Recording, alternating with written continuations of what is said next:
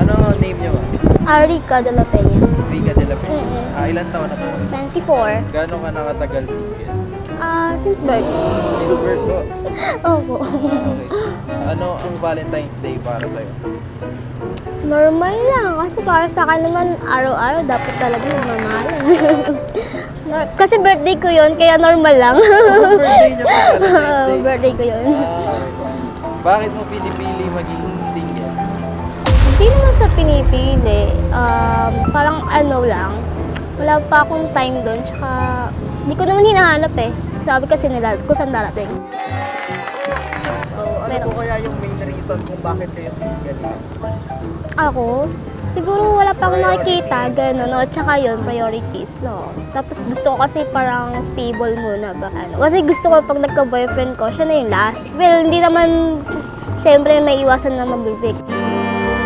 Pero di ba, yung mag-invest ka na rin ng time, dun na sa pangmatagalan. Bilang single ka ngayon, saan mo nahanap ang love? Friends ko, tsaka family. Tsaka sa pamangkin, ang dami yung pamangkin eh.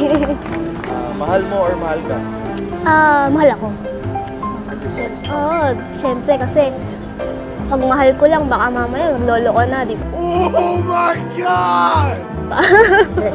Mas maganda yung mahal ako, di ba?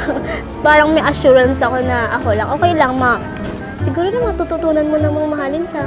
Na, pagka nakasama mo. Kung magkaka-partner ka in the future, ano ang qualities na hinahanap mo? Ano lang, God-fearing lang, tsaka madiskarte, yun lang. Ano ang advice na ibibigay mo bilang single? Na wag magmadali. Kasi pagka kasi nagmamadali, parang yung mga nakakasama nila, hindi yung, alam mo na, ayoko na magsalita. Ano advantage ng single sa couple? Para sa akin Okay lang. wala na akong pinagpapaalamanan. Pagka may gala, go lang. Wala nang etos-etos na, uy, sama ko dun. Walang mahigpit. Hello po, hi.